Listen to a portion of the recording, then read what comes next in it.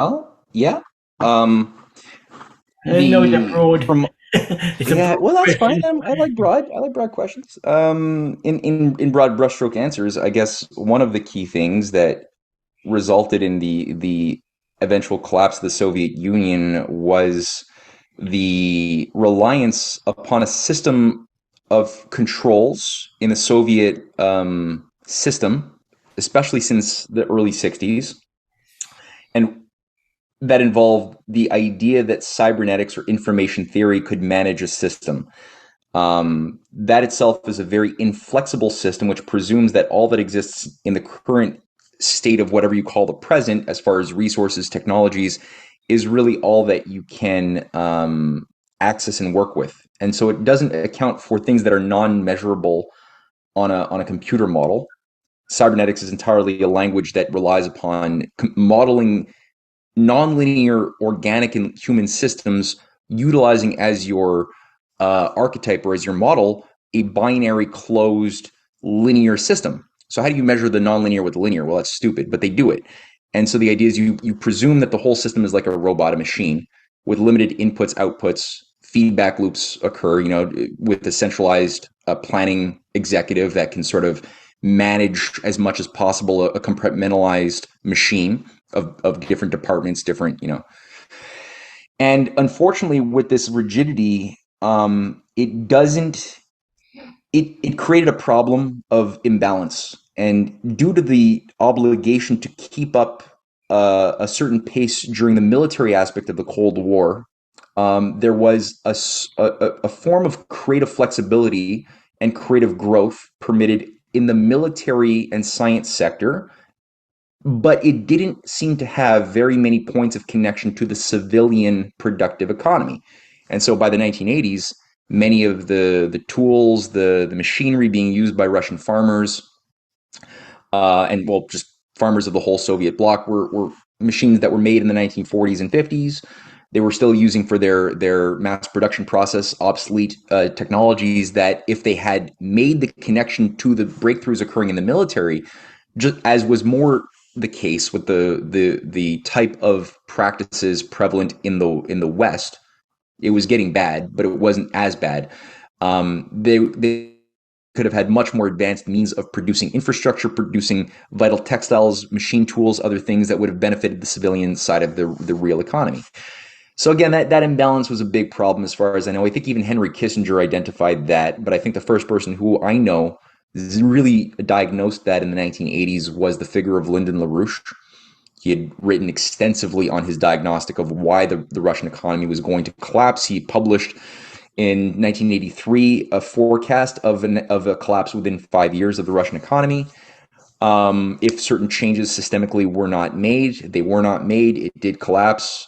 He unfortunately, the George Bush senior faction ended up gaining hegemony in the U.S. domestic politics, and LaRouche and many of his leading associates were immediately put as into prison as American political prisoners, as I think most people probably know in some degree.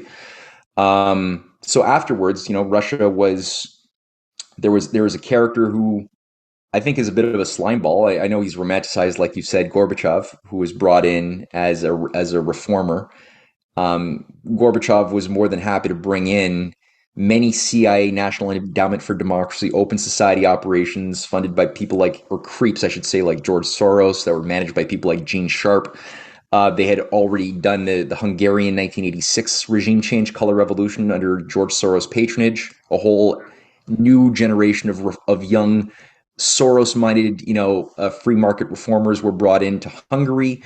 They had engaged in the same thing in the Philippines in 80 was it 87?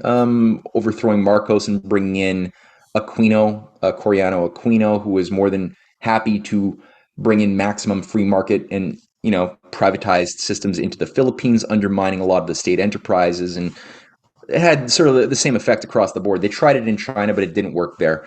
Um, the Chinese were at least quick enough to smell what this thing was, and they purged the Soros operatives in '89, or is a lot of them at least.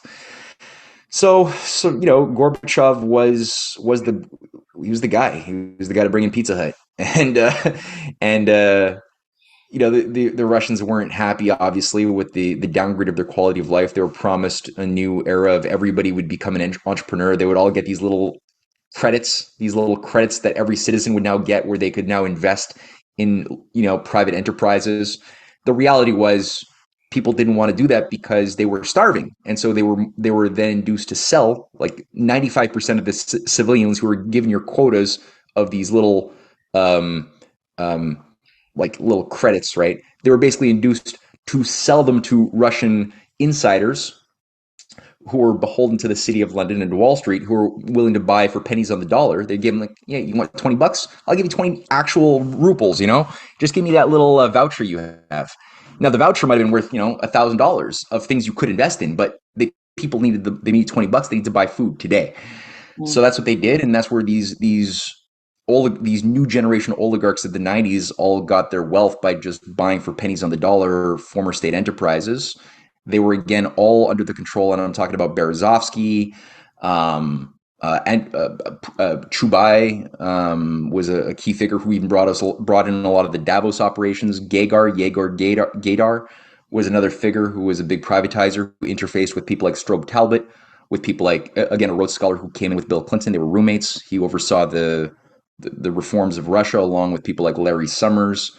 And so, Gorbachev was hated, rightfully so. He didn't have the clout to keep his political posture going. He ended up getting out of, after he couldn't really hold on to his political positions, he ended up working with Maurice Strong.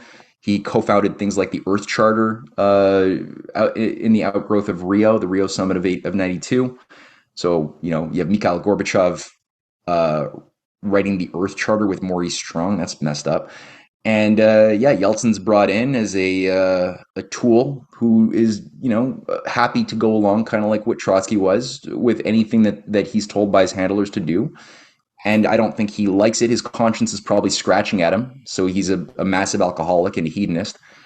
And you have some nationalists in the wings who actually, kind of like Stalin in the 20s, are represented by figures like Primakov, Yevgeny Primakov, who is a very high-level member of the intelligentsia, a very important player, a lover of the Russian classics and Russian culture, and he was a very wise, subtle operator who was able to recognize the talent that was Vladimir Putin, who was just a lower-level KGB officer or former KGB officer who was a member of Yeltsin's entourage and in charge of a big chunk of his security. And he was essentially elevated with the help of Primakov into a position of being a real troubleshooter. And Primakov was somebody who had been working to create things like what became the Shanghai Cooperation Organization. That was Primakov who initiated that, along with the G20 back in the late 90s. Before it was called the G20, it had a different name. And he was trying, to do what he could to save Russia, or at least bring Russia into a position where it could heal itself, which is what Putin had been assigned to then do, and did, I think, fairly well so far. He's been actually a bit of a miracle. He's been able to dance the way he's danced and to keep the trust of very bad people until he's ready to pull the carpet out from under their feet, which he did on several occasions, putting many oligarchs who trusted him and at different times supported him into prison, or forcing them into exile in Britain or in the United States and Florida, which is where a lot of the Russian oligarchs in exile have been forced to seek sanctuary. Some of them are still there, obviously, though, in Russia. And that's part of Putin's current fight that he has to fight. If Gorbachev was such a willing puppet, so to speak, why would he replace with Yeltsin? Why not just keep him? I think you also kind of need to have, in a certain degree, I don't know a lot of detail. I'll just say as a disclaimer, Yeah. I'm not an expert on this. I did help produce a documentary that's going to come out this week called The Other America, going through a little bit of the story. Ed Lazansky, a fellow I work with, who runs the American University in Moscow, was on the ground. He's a bit more pro Gorbachev. We have disagreements on that. But he might have some interesting stories to tell, and you might want to reach out to him at some point to ask him for an interview. I would say there's only so much you could do, and there was a resistance. There were nationalists in Russia that didn't want to commit seppuku, as was being expected of them. I think also maybe Gorbachev was given certain promises. I'll give him this. He does seem to be somebody, and I think Ed Lozansky has persuaded me that I'm a little bit too closed-minded maybe about Gorbachev. He did seem to be given certain promises by his American counterparts in the late 80s that if he did willfully dismantle the Soviet Union peacefully, that certain promises were made to extend billions and billions of dollars of investment to help Russia upgrade and modernize their economy. Those promises were never put on paper, however, so unfortunately, it's only people who were privy to these insider conversations, like Lozansky was, who give some testimony to this. The other thing was, there was a certain promise. Not only would we have economic, because he was trying to talk. You had the better Reaganite pro-development Americans still operative in America interfacing with the Russian counterparts. And I think if Reagan had his way, he would have honestly have wanted Russia not to be destroyed and dismantled the ways Zbigniew Brzezinski and the neocons so desired. He would have rather have had a developing, modernizing Russian people and economy to work with as collaborators in free enterprise and developing big projects together. That would have been the orientation that a Reagan would have taken. And the Reagan Republicans were still active even after Bush Sr. was brought in. There were still active Reagan Republicans who had not yet been purged. So maybe Gorbachev perhaps had wishful thinking, was naive to some of the nefariousness of what the real satanic death cult was that wanted to undo Russia as a thing. He might have been way too naive in that sense. I don't know. I'm not too sure. He definitely had a lot of resistance from within his own government, that's for sure too, who didn't want to go along with the type of backstabbing he was bringing into Russia. So I don't know, but if you have any thoughts about that you think I might be left not No, no, that I might be missing, please let me know. it makes sense. As you said with Hitler and all stuff, you might have a puppet, but it doesn't mean everything goes to plan. Yeah. Gorbachev might have been the puppet, but he encountered more resistance than expected, and other forces at play. So it does make sense that probably I don't know. I would imagine Gorbachev would have liked to carry on as being leader of the Soviet Union or even or Russia after it dismantled and be the first president. Be the bridge between the two areas, but yeah, had other things going on. As you said, oligarchy. There's different groups, floating Yeah, around. I mean, Is it a you monolithic had to know the nature of the agenda? terrain you're operating within, and they just, good, well-intended. Even if I give them the best benefit of the doubt, and I call them a well-intended person, if you're if you're trying to use political power, if you give it the decision to take on those types of responsibilities as a statesman with political power that affects the lives of millions, if not billions, of people, you better have thought through the nature of the terrain you're operating within and not skip steps as an intellectual, lazy-minded person. You can't do that. You might as well just stay back and wait for somebody more qualified to do the job if you're going to be lazy-minded. And I think a lot of these romantics, and Gorbachev seemed to have been a mushy romantic, were just too lazy-minded to know what they're doing, and thus they did more damage through their ignorance, and they underestimated the nature of evil.